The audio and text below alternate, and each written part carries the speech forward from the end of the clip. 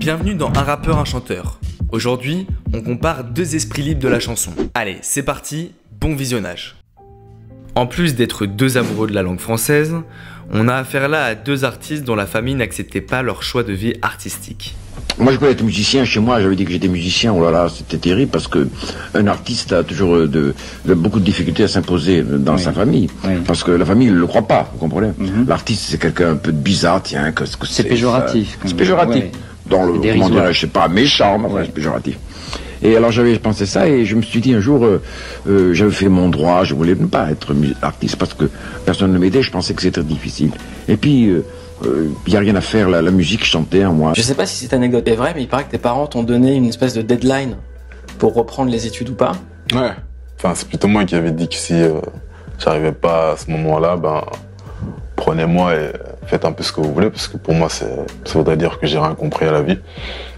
Et que finalement, bah ça va, j'avais compris. De plus, on a affaire là à deux artistes qui ont toujours refusé d'avoir un patron et qui souhaitaient simplement vivre de leur passion sans qu'une maison de disques ou qu'un producteur mal intentionné vienne s'accaparer leur travail.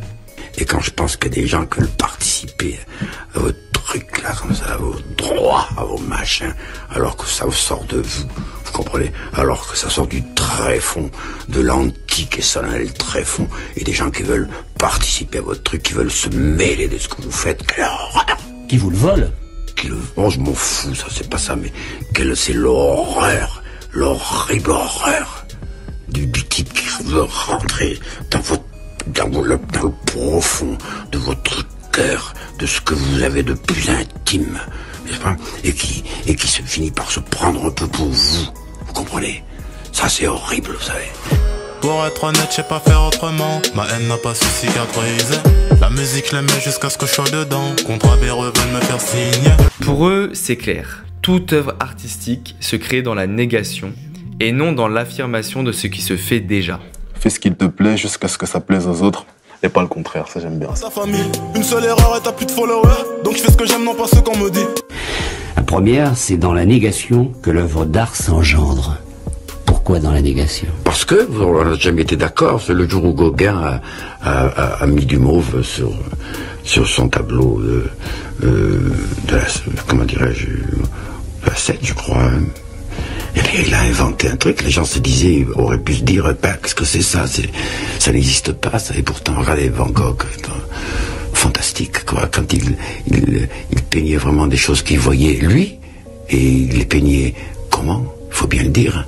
Eh bien, il disait non de toute évidence à ce qui est admis, et c'est passé dans le refus qu'on fait les choses qui peuvent inquiéter les gens parce qu'ils ne comprennent pas tout de suite, et qu'en définitive, après, on se dit, mais, ah oui, au fond, il avait raison, mais il avait raison 50 ans avant les autres. Oui. Enfin, Damso et Léo Ferré sont deux grands provocateurs qui souhaitaient dénoncer et dire tout haut ce que tout le monde pense tout bas. Un col blanc veut pas dire que t'es un mec bien, des pédophiles se cachent derrière le charisté. Et puis vous êtes terriblement lucide, parce qu'il y a cette petite phrase qui vient, et je veux dire que c'est dans la première page du livre. Les voyous ne sont pas tous enfermés dans les prisons. Non. C'est une idée reçue.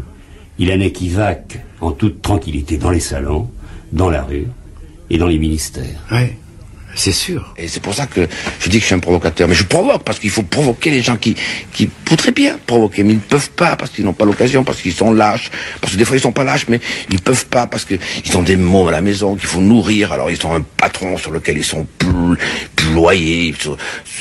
C'est moi, je dis plus émerger maintenant, je dis émerder. Hein? Et bien, ça explique tout le privilège que j'ai de l'invective, de la provocation. Je dis, je suis un provocateur. Ben oui, je suis un provocateur. Et je suis fier de l'être, et je le dis, et j'en rajoute, parce que c'est mon seul problème, mon seul métier, c'est de provoquer les gens à l'intelligence. Au-delà de leur talent exceptionnel de lyriciste, on retrouve donc chez ces deux artistes une véritable aspiration commune à la marginalité et au refus de l'autorité. Le ralliement en partie anarchiste de Léo Ferré peut d'ailleurs nous faire penser au célèbre album de SCH sorti en 2016. Les gens ont peur de ce mot anarchiste. Pourtant, vous savez, l'anarchie, c'est bien triste. Il est fait seul et il est fait froid. Pour finir, Damso est sûrement l'un des rappeurs qui écoute le plus de variétés françaises. On peut par exemple penser à son hommage au morceau Ma liberté de penser de Florent Pagny, ou encore à son amour pour la musique de Mylène Farmer. Va dire à Florent qu'on n'est pas libre de penser. Lobotomisé jusqu'à la monnaie des colonies françaises. Vous n'aurez pas la liberté de penser. Je pense que lui, Dr Nico, il a dû inspirer ton père. Mylène Farmer. Ah ouais? Bien sûr. On commence par Mylène Farmer. Ouais, alors là, faut que tu m'expliques le pourquoi du comment. Bah, j'ai l'impression sa voix va tellement bien avec ses mélodies. C'est un travail, c'est hallucinant. La perfection. Ouais, c'est hallucinant. Toutes ces références musicales ont sans aucun doute affiné l'écriture de ce grand rappeur qu'est devenu Damso et qui est aujourd'hui l'un des plus grands artistes de sa génération.